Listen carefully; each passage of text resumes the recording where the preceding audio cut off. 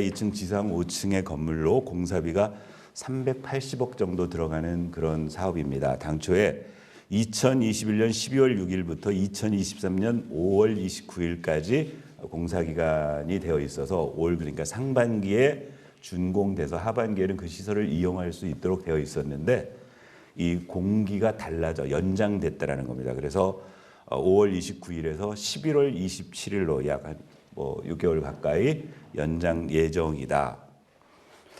그럼 왜 연장 이렇게 되게 됐느냐라고 이제 그 사유를 가지고 오셨는데 일단 그러니까 공사 연장 총 일수가 172일이 연장된 건데요. 그중에 연장 사유를 보면 그 당초 이 공기 계획에 잡을 때 넣지 않았던 비작업 일수, 즉 일요일과 공휴일을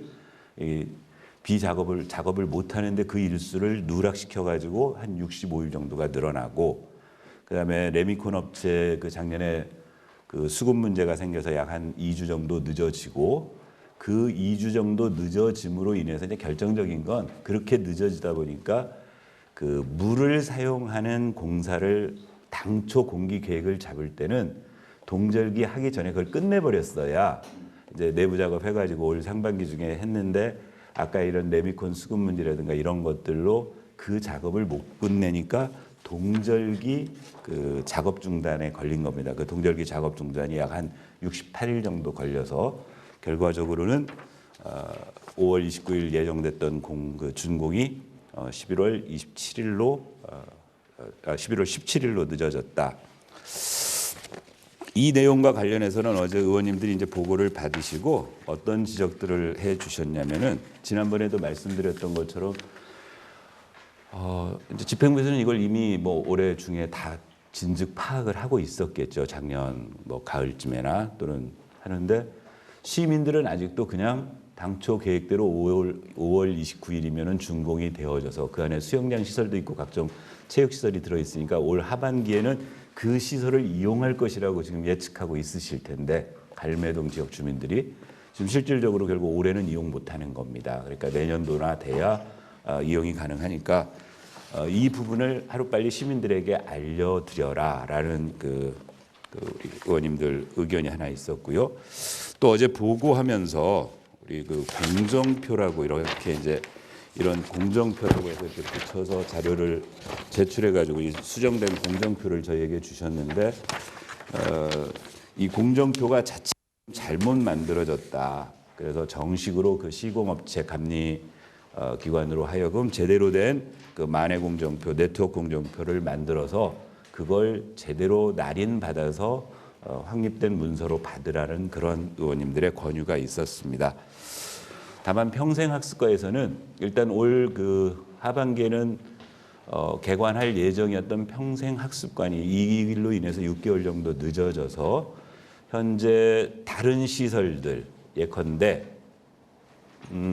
이제 올 상반기 중에 우리 갈매 행정복지센터가 완공되면 행정복지센터에서 당초 평생학습관에서 운영하고 하려고 했던 일부 그런 그 강좌를 소화해내고 또 인근 학원이라든가 이런 데하고 협조를 해서 그 부분은 가능한 한 차질 없이 우리 그 갈매동 주민들이 평생학습관 프로그램을 아직 평생학습관은 공간은 개관되지 않았지만 인력이라든가 이런 건 준비해서 그렇게 대책을 세우겠다는 보고를 해 주셨습니다.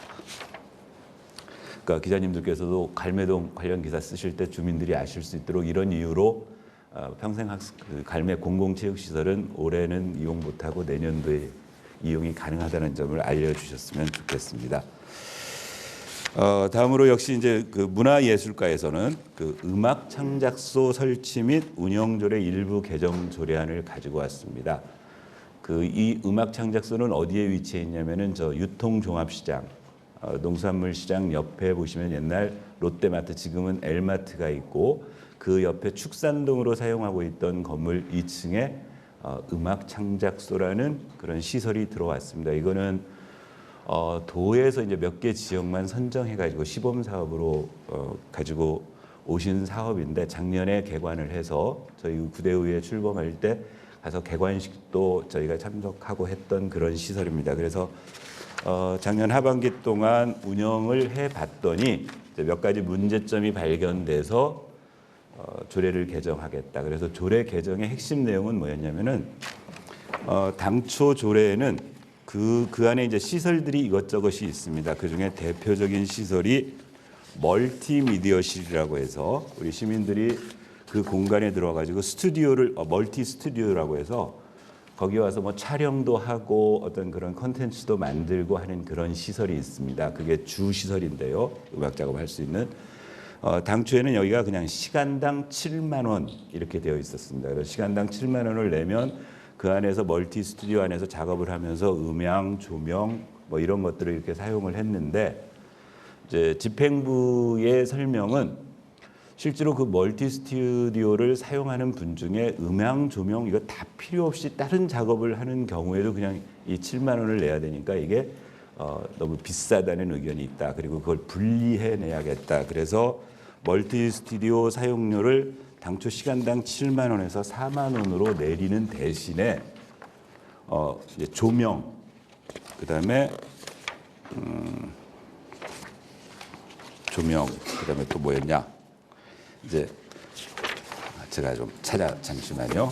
예, 조명, 영상, 음악 이렇게 세 가지를 각각 분리해내서 이걸 그러니까 선택 옵션을 할 수 있는 겁니다. 4만 원 내고 나는 음악만 쓸래요? 그러면 15,000원을 받고 뭐 영상도 역시 15,000원, 그다음에 조명은 10,000원 이렇게 받아서 분리해내고 당초에는 7만 원 내고 1시간 동안 그런 시설들을 다 그렇게 썼는데 이제 4만 원 내고 내가 옵션을 선택을 하고 실제 작업을 하는데 한 3시간 들면 4만 원 곱하기 3시간에서 12만 원을 내고 그냥 음향 한 번 쓴다 그러면 이거는 회당이어서 이게 시간당이 아니고 회당이어서 이제 그런 점에서 부담이 좀 줄어들 거라는 그런 설명이었습니다. 뭐 이 부분에 대해서는 의원님들 특별한 말씀 없으셨고 또 하나는 그 안에 지금 그 음악 창작소를 이용해서 강좌 프로그램이 그 개설되어 있는 것들이 있는데 앞으로 그 부분을 좀 제대로 하는데 이제 이렇게 수요가 몰려 들어와서 그걸 유료화하겠다. 그래서 1강좌에 2만 원씩의 교육료를 받겠다. 이런 계획이었습니다. 다만 이제 어떤 의견이 있었냐면 더군다나 이 내용은 이미 보도 자료를 그 집행부에서 여러 언론인들께 드려서 기사를 써주신 분들이 계셨어요. 이게 뭐 시장님의 공약인 그 시민 1인당 1문화 강좌 뭐 충족을 위해서라고 이렇게 했는데 현실적으로 하여튼 요 부분은 외부에서 시설이 도와가지고 외부에서도 많이 들어온다는 거예요. 그러면 구리 시민들에게 정말 좀 더 이용을 증대하기 위해서는 현재는 거기에 이제 감면 조항이 조례에 들어 있습니다. 각종 개별법에서 이런 시설을 감면해 주도록 되어 있는 예를 들면 장애인이라든가 뭐 국가유공자라든가 등등에 있고 거기 조항 안에 구리 시민 또는 구리시 소재의 사업장 및 단체는 지금 현재 조례에서 40%를 감면해 주고 있는데 오히려 정말 시민들에게 이 시설을 잘 이용할 수 있게 하려면 그 감면율을 좀 높이는 게 좋지 않겠느냐. 그래서 아예 파격적으로 80% 정도 감면을 해서 시민들은 정말 염가에 사용할 수 있도록 하는 것이 좋지 않겠냐는 의견을 제시했고 만약에 이게 본회의에 올라왔을 때 우리 의회에서 수정 발의해도 별 법적 문제가 없겠냐는 질문을 했습니다. 나중에 확인해서 우리 임시회 때 처리할 때 그 시민들의 감면율을 지금 현행의 40%보다는 늘리는 방향 쪽으로 가져갈까 생각 중입니다. 다음에는 건축과에서 그 한옥 지원 조례안이라고 재정 조례안을 가지고 설명하러 오셨습니다. 한옥 등 건축 자산의 진흥에 관한 법률이라는 법률이 있어서 한옥 건물을 지을 때 뭐 시가 이런저런 지원을 할 수 있는 그런 내용들이 특히 경기도 조례에 있다는 거죠. 있었는데 경기도 조례가 있는데 이제 시민들 어제 의원님들이 질의답변 과정에 현재 구리시에 한옥이 있느냐, 한옥 마을을 만들 뭐 어떤 계획이 있느냐 했는데 현실적으로 한옥은 없고 한옥 마을에 대해서도 뭐 특별한 계획은 없다. 다만 이렇게 수요 조사 해봤더니 한 건 정도 한옥을 지을 가능성은 있겠다. 근데 이 조례를 만들겠다는 거예요. 그래서 왜 만드는 거냐 이런 실지. 그래서 이 조례를 통해서 이제 어제 우리가 얼마를 지원할 수 있도록 조례를 하겠다는 거냐면은 앞으로 한옥 지을 때 5천만 원 범위 내에서 이제 지원해 줄 수 있도록 그렇게 되어 있습니다. 되어 있는데 이제 핵심 내용은 저희 구리시에 무슨 한옥이 지금 필요해 가지고 이 조례를 만드는 건 아니고 경기도가 그 자체 시책 사업으로 이 한옥 지원에 관한 조례를 만드는 거예요. 그래서 이제 31개 시군에다가 도에서 이런 시책을 하고 있으니까 이 부분을 조례를 만들어서 예산도 좀 반영해 가지고 권장해라. 그래서 그 경기도에서 시군 건축행정건실화 특별평가 기준 해가지고 평가를 할 때 도에서 각 시군별로 평가를 할 때 이 항목이 총 3점이 배정되어 있습니다. 현재 31개 시군 중에 수원 등 12개 시군에 이 조례가 있고요. 나머지 19개 시군은 이 조례가 없으니까 경기도에서는 그 19개 시군에다가 이 조례를 만들으라고 강하게 지금 촉구하고 있는 상황이어서 이 조례를 만들겠다고 가지고 왔습니다. 일단 뭐 판단 여부는 본회의장에서 의원님들의 판단에 따라서 이 조례를 만드는 것이 그런 필요에 의해서 타당한지는 저희가 살펴보도록 하겠습니다. 그다음 역시 건축과에서 공동주택 리모델링 기본 계획안 수립에 대한 의견 청취안이라고 보도자료에 보시면 나와 있는 이 의견 청취안을 가지고 왔는데 이제 이건 용역입니다. 기본 계획. 그러니까 구리시 공동주택 리모델링 기본 계획을 용역을 수립 용역을 총 한 2억 5,700만 원 그러니까 예산을 들여서 지금 우리 구리시의 공동주택들 중에 리모델링이 어떻게 장기적으로 볼 때 리모델링을 어떻게 관리해야 될지에 대한 기본 계획 수립을 지금 하고 있는데 그 수립 과정에 용역 수립 과정에 필수적으로 의회 의견을 요구하는 사항입니다. 그래서 어제 요지는 건축과장이 설명을 했었고 동 그 용역을 담당하고 있는 경호 엔지니어링의 담당 그 임원께서 오셔서 이런 그 PT 자료를 가지고 저희들에게 설명을 일반적으로 해주셨고요. 다만 이 역시도 어차피 본회의장에서 의견 청취하고 의회 의견을 채택해야 되는 사항이어서 본회의장에서 다시 한번 PT를 해달라고 그래서 통상적으로 이 PT를 잘 안 하는데 이번에는 PT 요구를 했습니다. 그래서 시민들이 좀 보실 수 있도록. 다만 이 내용 안에 보면 이제 어떤 사례들이 특정한 아파트들 우리 공동주택들이 이렇게 예로 들어져서 이런 부분들은 그 해당 아파트들의 입장에서는 장기적으로 리모델링을 갈지 또는 재건축 뭐 재개발로 갈지 이런 등등이 아직 의사결정이 안 된 과정이니까 그런 부분들은 주의해서 PT를 해달라는 요구를 한 바 있습니다. 그리고 마지막으로 우리 이제 집행부에서 가져온 안건 중에 구리시 도서관 설치 운영 및 독서문화진흥조례 일부 개정 조례안을 가지고 왔는데요. 이 조례안 개정하는 이 핵심 이유는 갈매동에 도서관이 들어서게 됩니다. 그래서 조례에 그동안은 구리시에 인창도서관, 교문도서관, 토평도서관 3개가 있었는데 갈매도서관, 주소가 구리시 갈매중앙로 80, 갈매동 4에서 6 여기에 들어서게 되는 갈매도서관에 대해서 조례에 반영하는 내용 그리고 그러면서 차제에 뭐 조금 이것저것 손봐야 될 그런 불필요한 부분들을 삭제하는 그런 안이었습니다. 이제 마지막 거기 하나 지금 설명해야 될 게 거기 보시면 구리시의회 난방 취약계층 긴급 지원 제안하고 거기 신동아 운영위원장님하고 복지정책과 내용은 이런 겁니다. 지난주 브리핑할 때 우리 송영환 기자님이 물어보셨던 것 같은데요. 이제 이거 구리시가 추가적으로 뭐 별도의 어떤 보편적 그 난방비 완화 이런 대책을 의회가 논의하고 있느냐 그래서 저희 그거는 없었고 지금 도비가 반영되어서 성립전 예산으로 들어와 있는 부분들은 지금 이미 집행을 하고 있다 이렇게 제가 브리핑을 해드렸고 이후에 이제 의회에서도 근데 그걸로 부족하니까 추가적으로 뭔가 좀 그 어떤 난방 취약계층에 대해서 지원 계획을 좀 해야 되겠다고 논의를 이어가던 와중에 집행부에서도 마찬가지로 그거 역시 보니까 오늘 보도자료 집행부에서 돌리셔가지고 기사를 쓰셨더라고요. 그래서 예비비로 한 3억 5천 이내에서 예비비를 사용해서 예비비로 2월달 한시 사업으로 원래 그 성립전 예산으로 지원하려고 했던 가구에서 누락된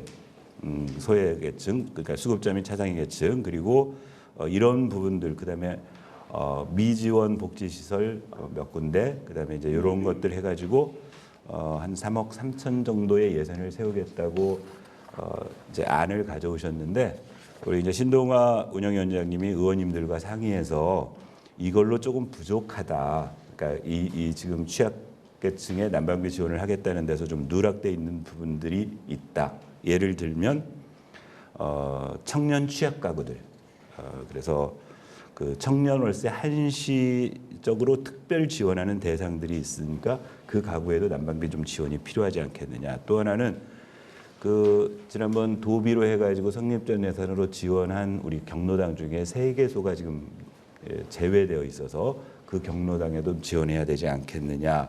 그다음에 보훈 대상 국가유공자 그 등에게도 어떤 난방비 지원이 필요하지 않느냐라는 의회의 의견을 제시했습니다. 그래서 추가적으로 그렇게 큰 자금이 많이 소요되는 건 아니고 한시적으로 2월 달에 걸쳐서 1회 드리는 거기 때문에 차라리 여기까지 좀 확대하자고 했었고, 집행부에서는 일단 관련 좀 법을 봐야 되겠다. 이제 그런 부분들이 이렇게 늘려서 하는 것들이 가능한지 여부를 지금 보겠다고 일단 검토하기로 했습니다. 그래서 만약에 검토가 되어지면 우리 신동아 운영위원장께서 주관하셔서 구리시의회에서 난방 취약계층 긴급 지원 제안했던 제안안으로 좀 확대해서 지원이 되었으면 하는 바람이 있습니다.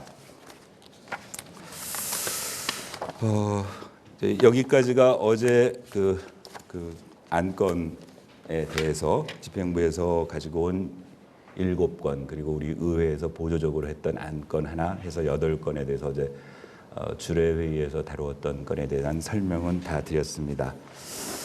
하나 이제 AS를 해드려야 할 게, 지난주 그 말미에 한강변 개발 사업을 구리도시공사에서 이사회에서 취소하기로 한 걸 알고 있느냐라는 질문을 해주셨어요. 그래서 보고받은 바 없다, 풍문으로 들었다. 그래서 이제 브리핑을 마치고 확인한 결과 지난 1월 26일 날 구리도시공사에서는 한강변 개발 사업을 취소하는 것으로 일단 이사회에 의결을 했다는 건 사실이 확인되었습니다. 약간의 유감을 표했습니다. 그리고 법률적 검토도 지금 전문위원실에 제가 부탁을 해놨습니다. 무슨 얘기냐면은 실제 한강변 개발 사업을 하는 과정에서는 의회의 승인을 득해서 한 사업인데, 그거 취소할 때도 사실은 의회 사전 보고하고 전반적인 그 이사회 의결이나 이런 절차를 밟는 것이 옳지 않느냐는 의견을 의회는 가지고 있다. 그런데 심지어 이사회에서 의결한 내용조차도 의회 보고가 안 되어져 가지고 우리 기자님들께서 질문하실 때 알아보겠다고 얘기한 부분에 대해서는 아주 심대한 유감을 표했고요. 그래서 차제에 요 한강변 개발 사업에 와서 관해서 그 취소 결정 과정이라든가 이런 것들에 관해서 의회 주례회에 와서 보고를 해라. 그래서 도시개발과하고 도시공사 임원들이 오셔가지고 보고를 하라고 집행부에 요구를 했는데, 그래서 원래는 이제 어제 7일자 주례회의에 보고를 요청을 했는데 시간적으로 준비할 기간이 일단 불가능하다. 그래서 그러면 14일 날 보고를 하는 것으로 하자 했는데, 다시 오셔서 14일로 좀 어렵지 않겠느냐라는 게 시장의 의견이라는 겁니다. 무슨 얘기냐면 현재 요 사업이 지금 이사회 의결은 했지만 그 해당 당사자에게 뭐 통보해가지고, 왜냐하면 그건 이제 나중에 소송 같은 그런 문제가 또 수반되는 일이기 때문에 아직 그런 일은 아직 그 통보는 안 됐다. 그래서 그것도 우습다.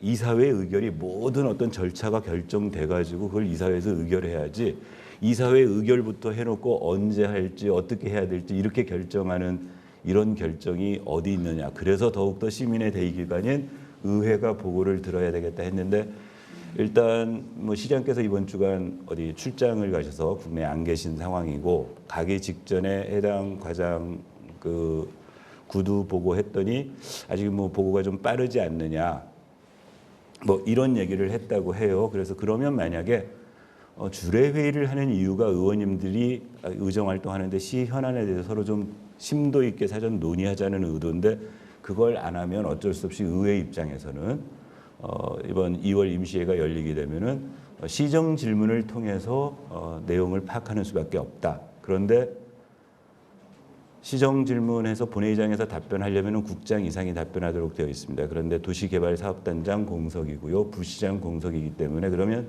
시장에게 물을 수밖에 없다. 그래서 만약에 사전 보고가 안 되면 그건 그러면 본회의장에서 시정 질문으로 처리하자. 그래서 그거는 저희 의회 사무과 의사팀하고 현재 해당 부서하고 시장이 돌아오시면 다시 한번 보고하고 최종 결정을 하겠다. 또 공교롭게도 14일이 시장이 초도순시 동별 초도순시를 시작하는데 그날 갈매동서 그 뭐 주민가에 대해 초도순시를 한답니다. 그래서 그건 그렇게 진행을 할 생각이고 그래서 그냥 보고하라 그러면 안 될 것 같아가지고 이 보고와 관련해서 자료 제출 요구를 의장 명의로 보냈습니다. 총 6건의 자료 제출 요구를 했거든요. 첫 번째, 도시개발법에 따른 도시개발 사업의 법적 처리 절차, 흐름도 이건 의원님들이 쭉 좀 알아보기 위해서. 두 번째, 가칭 구리시 한강변 도시개발 사업의 상세 추진 현황. 세 번째, 가칭 구리시 한강변 도시개발 사업의 향후 계획. 네 번째, 구리시 한강변 도시개발 사업 취소를 결정한 구리도시공사 이사회 회의록. 다섯 번째, 구리시 한강변 도시개발 사업 취소 과정에 구리도시공사와 구리시 도시개발과 사이에 주고받은 공문 및 협의 내용. 여섯 번째, 2022년 6월 22일 개정 시행된 도시개발법 변경 헌항을 제출하라고 6건 요구를 했어요. 4건은 미제출되고 2건만 제출했는데 미제출 사유가 이렇습니다. 가칭 구리시 한강변 도시개발 사업에 대한 요청 사료는 공공기관의 정보 공개에 관한 법률 제9조 1항 제4호 내지 제6호에 따라 비공개합니다. 그 내용이 뭐냐면 일단 경기 북부경찰청 수사 자료 요청에 따라 2022년 11월 17일 자료 제출해서 현재 조사 중이고 두 번째 사전 협약 해지 통보 전으로 즉 아까 이사회 의견을 했는데 그 해당 SPC 사업자에게는 통보 전으로 최종 검토 등 해지 절차가 진행 중인 사항이어서 자료 제출 못하겠다고 4건은 하고 흐름도 하고 그동안에 뭐 추진 현황하고 그 흐름도 정도 이렇게 이런 흐름도 하나 하고 2건만 제출을 했었습니다. 이 부분에 대해서는 하여튼 저희가 보고를 주례 보고 과정에서 좀 더 확인을 하고 실제로 의회가 받을 수 있는 자료가 뭐가 있는지 또 논의를 좀 해보도록 하겠습니다. 마지막으로 지금 지난번 설명드린 대로 1월 12일부터 오늘까지 의원님들 정말 막 한 달이 채 안 되는 사이에 총 16개 기관 단체와 지금 의회와의 의정 간담회를 진행 중입니다. 아직 이번 주에도 내일하고 모레 잡혀 있고 그 다음 주에도 지금 소화를 해내고 의정팀에서 계속 간담회를 하고 있고 그 간담회는 이렇게 이런 식으로 정리를 다 해서 저희가 그날 주고받았던 건의 사항들은 다 정리해서 해당 부서의 어떤 처리 여부, 해결 여부들을 다 직접 집행부로 공문 이송하고 그 결과치를 다시 해당 단체에 또 설명하는 그런 자리를 그렇게 갖는 것으로 이렇게 프로세스를 정해서 진행하도록 할 예정입니다. 네, 여기까지가 오늘 브리핑 드릴 내용이고 우리 신동환 운영위원장님 내려와 가십니다. 같이. 예. 네. 설명 끝났습니다. 이어서 질의응답 시간을 갖도록 하겠습니다. 김문혜 기자님께서는 손을 들어서 질의응답 예, 우리 황호 기자님. 네. 예, 경기 공유소 황호 기자입니다. 이걸 신동환 의원님이 보통 설명을 해주실 걸로 알고 있는데 네. 그 난방비 지원 방안에 대해서 예. 경기도에서 36년 시민에서 결정이 된 게 있고 결정이 안 된 게 있고 예. 결정이 된 게는 예산 기초생활 그 차상도 지금으로서도 아무튼 장님도 다 있는데 네. 우리 시의 같은 경우에 네. 타 지방자치단체 어느라고 우리가 얘기를 말씀을 못 드리겠습니다. 네네. 연탄을 떼는 가정은 해당이 안 된다. 아, 그래요. 그런데 우리 시의 입장은 어떤지 그걸 좀 알고 계시면 좀 설명을 해 주십시오. 예. 거기까지는 파악을 못했습니다. 연탄 그렇죠. 난방비 폭탄인데 연탄을 떼면 제외한다라는 시군이 있었나요? 저희가 한번 그 해당 부서에 저희는 확인을 해보겠습니다. 실제로 구리시에는 주 난방 시설로 이제 그 연탄을 사용하는 동네가 옛날에는 우리 저 갈매동 쪽에 담터라든가 그쪽에 좀 있었고 딸기원에 좀 있었는데 나머지 이제 대부분 공동주택화하면서 주 연료로 연탄을 사용하고 있는 가정이 몇 가정 있는지도 한번 집행부에 확인해보고 이번 계획에서 그분들이 제외됐는지 여부는 확인해 보겠습니다. 다만 당초에 성립전 예산으로 도비 지원한 사업이나 이번에 우리 구리시 예비비로 추가 지원할 사업에 있어서는 설명 과정에 연탄과 관련된 논의는 없었고 총량적으로 그 대상 인원, 기초생활수급자, 차상이자 우리 의회가 얘기하고 있는 보훈 대상자, 청년 취약가구 등등 그다음에 경로당이었으니까 특별히 연탄 여부에 대해서는 저희들도 살펴보지 못했는데 그건 확인해 보고 하겠습니다. 그래서 그거는 지방자치단체에 따라 가지고 네. 어느 지방자치는 해당이 되는 데도 있고 네. 되는 데도 있다는 말입니다. 예. 우리 시의 경우는 어떤지 그걸 좀 알고 싶어요. 예. 아시겠지만 이제 우리 신동환 운영위원장께서 사실은 경기도 31개 시군 사례들을 쭉 이렇게 현재 이번에 난방비 그 폭탄과 관련해서 어떤 지원책이 있는가도 파악을 했어요. 다 그때 지난주에 브리핑할 때 들으셨던 것처럼 파주시는 그 특별히 뭐 어떤 취약계층 지원이 아니고 보편적 지원으로 가구당 20만 원씩을 총 22만 가구에 지급하겠다. 그러면 아마 여기는 한 440억 정도 예산이 소요되는데 그렇게 파주시장이 발표한 바 있고 이제 그 외 나머지 현재까지 나머지 시군에서는 그런 보편적 지원 사례는 없고 대부분 기초생활수급자, 차상이자 뭐 사회복지시설 뭐 등등등등 해가지고 각 시군의 상황에 맞게 액수도 어디는 가구당 10만 원 주는 데 있고 20만 원 주는 데 있고 그래서 뭐 실제 소요 예산이 한 10억대 단위 이런 정도 그래서 인구 큰데 성남 같은 데는 한 30억 정도 소요 예산이 들어가는 것으로 그렇게 현재 저희는 조사하고 있는 사항입니다. 시도 여하튼 발빠르게 예비비를 통해서라도 추가적 지원을 계획했고 또 여기에 의회도 같이 논의한 바를 좀 더해서 이런 그 이번에 난방비 폭탄으로 인해서 어려운 취약계층에 빨리 시급하게 적기에 지급이 될 수 있도록 살펴보겠습니다.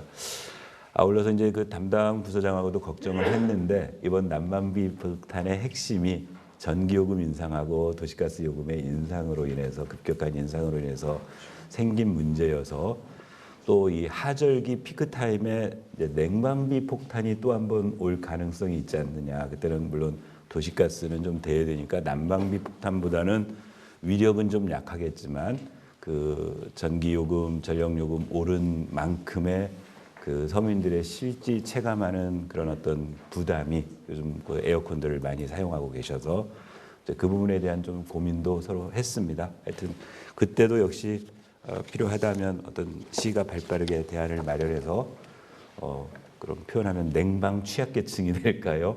뭐 이런 것들에 대한 지원도 미리미리 준비하자 이런 의견도 나눴었습니다.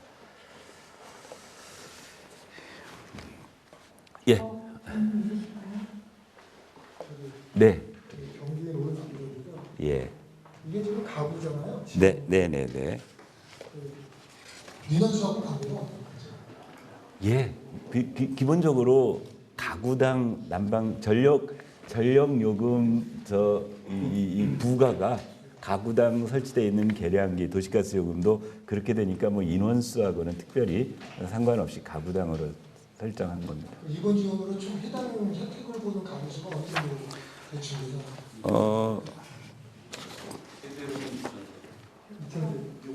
6천 세대요. 6천 세대. 네.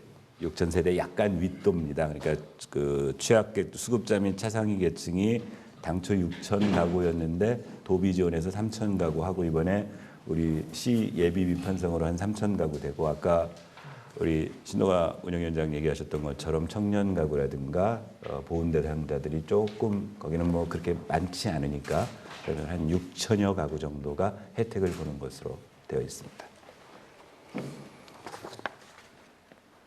예, 우리 아까 이공부 기자님도 손 이렇게 드셨던 거 아니었나요? 제가 말씀드리려고 했던 것도 네. 지금 사실 난방이라는 이거 지금 에너지 지금 대란이 일어나고 있는 분인데 아까 제가 의장님 말씀하셔서 제가 손을 들으려고 했거든요. 그래. 예. 네. 마찬가지로 그런 분명히 그런 에너지 파탄이 올 것 같은데 의회나 집행부에서 그에 대한 대비를 하고 있는가를 예, 하여튼 그건 저랑 뭔가 통하셨는지 방법이 예.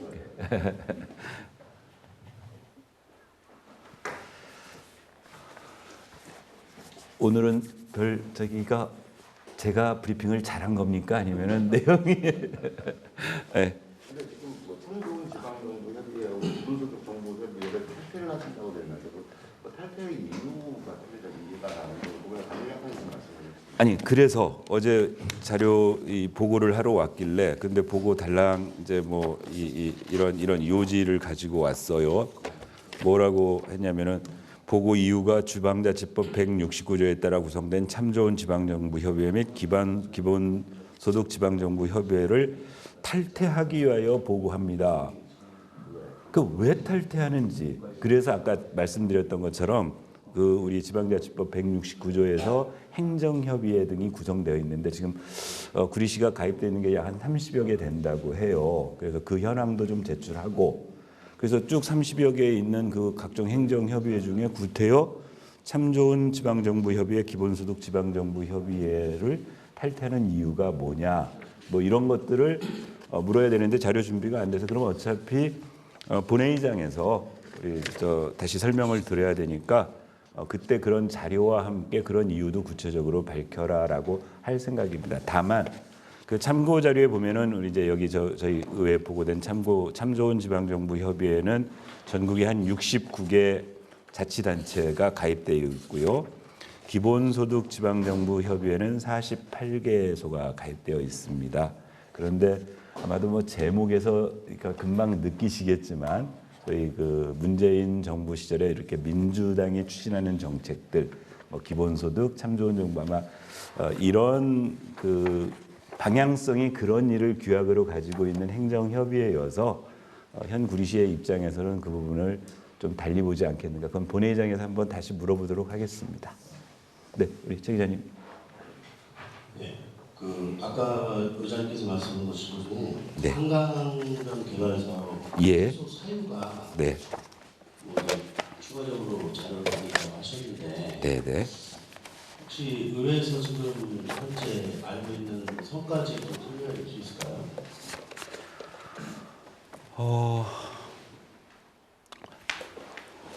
일단 핵심 내용은 그런 거지 않습니까? 그 저희가 자료 요구한 것도 그래서 뭘 자료 요구를 했던 거냐면은 2022년 6월 22일에 개정 시행된 도시개발법 변경 현황 그 자료를 요구를 했더니 이 도시개발법 그 주 변경사항이 이게 이제 그 우리 인근한 남양주의 우리 조응천 의원이 대표 발의해서 작년 6월에 개정된 도시개발법인데 여기 보면 이제 주요 내용이 이렇다는 겁니다. 일단 민간 참여자 공모 시는 이미 그전 법에 의해서 도시개발법에 의해서 지난 민선 7기 시절에 민간 참여자 공모 절차를 다 거쳐서 그 SPC 설립까지를 끝내놨는데 거기에는 뭐라고 지금 이 법에 해놨냐면은 민간 참여자 공모 방법 및 내용을 신설하여 개정법 시행을 6월 20일 이후 최초로 도시개발구역을 지정하는 경우부터 그리고 12월인가 시행령이 그때 이제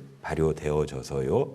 그 다음 년도 그러다 보니까 그 절차에 의해서 지금 우리 구리시의 케이스를 보면은 민간 합동 사업 추진을 위해서 민간 사업자를 재공모해야 되는 상황이라는 겁니다. 이 도시개발법 그 현황을 하고 그다음에 이제 사업 협약도 당초에는 당사자 간 협약, 그러니까 시 도시공사가 주관하면 도시공사하고 민간 참여자고 했는데 개정 법령부터는 경기도지사의 승인을 요하도록 되어 있고 그 도시개발법 바뀐 게 그다음에 이제 민간 참여자 이윤 제한 조항이 그때 당시 그 도시개발법 개반의 핵심이었습니다. 뭐 재량동에서 뭐 몇천억을 했다 이렇게 그냥 벌었다라고 하니까 일정 부분 총 사업비 중에 민간 참여자가 부담하는 비용 기준 10% 이하로 제한을 한다. 그다음에 이제 조성 토지 중에 공급 계획 승인, 토지 직접 사용 뭐 이런 지금 도시개발법 개정 사항이 있어서 시의 입장 이제 저희들이 그동안 뭐 설명 듣기로는 기존 그 민간 사업자 선정해 놓은 거 그래서 이런 문제 때문에 지금 경기도의 구리시의 케이스와 같은 게 그때 몇 가지 8개 구역인가 한 9개 구역쯤 있어서 언론에서 보도돼서 이제 거기가 다 우리처럼 공중에 붕 떠 있는 상태여서 그 도시개발법을 다시 개정하자라는 이 법안 발의가 여러 건 있었는데 아직 지금 구체적으로 통과된 법이 없어서 현행은 그 지난 벌써 재작년이네요. 재작년 6월 22일 날 개정된 도시개발법을 적용해야 되니까 저희처럼 이렇게 공중에 떠 있는 상황이고 일단 뭐 새로 부임하신 시장께서 그 개발 사업에 전임 시장만큼의 의지가 없으시니까 이렇게 결정을 했겠죠. 네. 그러면 지금 현재 구리도시공사가 하는 사업이 예. 현재 진행되고 있던 게 그 갈매동 지식산업센터. 예. 그 상황을 주시해 보면 네.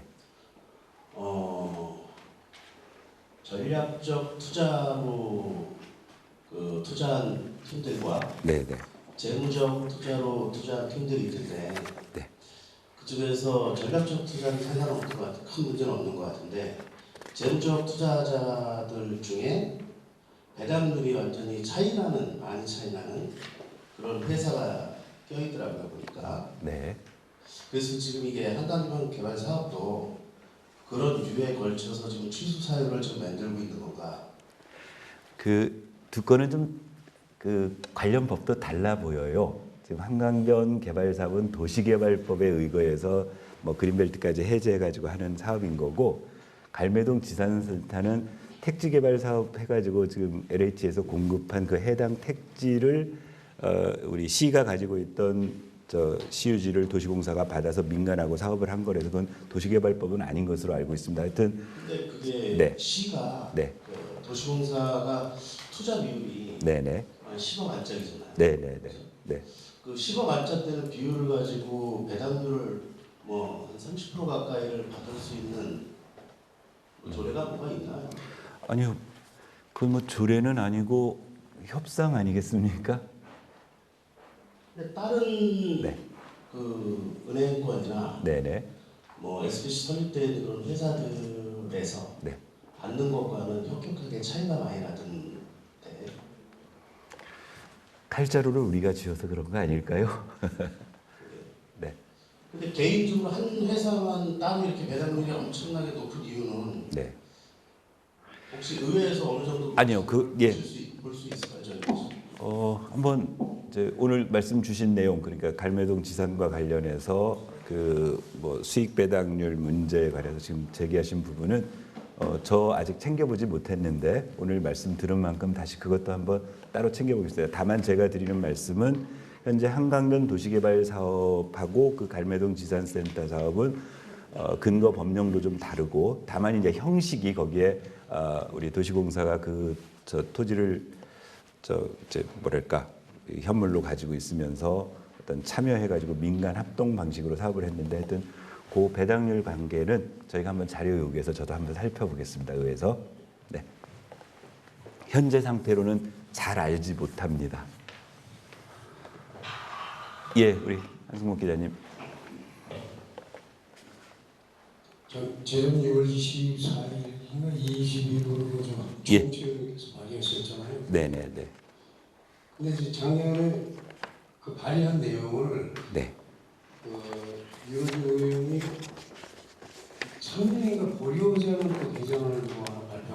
네, 네. 지금 그런 법안들이 여러 개가 지금 이렇게 계류되고 있는 겁니다. 계류 중이네요. 예, 예. 그래서 처리가 안 된 겁니다.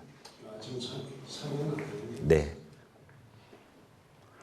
그러니까 하여튼 저희뿐만이 아니고 뭐 김포라든가 몇 개 지역에 저희 같은 방식으로 민간 합동 사업을 통해서 하려던 사업이 그때 제가 보도 자료 보니까 그 9건 정도가 있는데 이제 진행 정도는 좀 다르지만 이 법에 의거해서 이렇게 지위가 아주 애매모호한 사업들이 존재하니까 그 부분을 어떤 형태로라든 이렇게 치유하려는 법안들을 그 각 해당 지역에 있는 의원님들이 이렇게 발의를 하셨는데 그게 구체적으로 어떤 뭐 통과가 되거나 그렇지는 못하고 있는 상황에서 이렇게 엉거주춤하고 있고 그 상황 속에서 현 시장은 뭐 정책적 판단을 그렇게 하신 듯 싶습니다. 하여튼 취소하겠다. 다만 이제 여기 그 우리 아까 자료 못 주겠다고 하는 것도 일단 사업 해지 통보하게 되면 이에 따른 그간의 그 매몰 비용들 책임 소재에 따른 뭐 소송도 있을 듯 하고요. 뭐 여러 가지 복잡한 그런 후속 문제들이 생겨날 듯 싶어서 이제 뭐 그래서 지금 자료를 못 주겠다고 하는데 의회 입장에서는 잘 살펴보고 또 이후에 여튼 어찌 보면은 우리 구리시가 갖고 있는 그래서 우리 구리시가 좀 더 젊게 활기 있는 도시로 발전할 수 있는 모티브가 될 수 있는 뭐 공간이 우리 한강변하고 산호동 정도가 있는데 다 지금 이 시장이 바뀌면서 그 사업이 전체적으로 이렇게 브레이크가 걸려서 엉거주춤한 상태여서 이 부분들을 뭐 하루빨리 좀 어떻게 해결해서 시민들이 이렇게 희망을 가지고 이 미래를 전망할 수 있도록 의회가 계속 촉구하고 같이 머리를 모으도록 하겠습니다.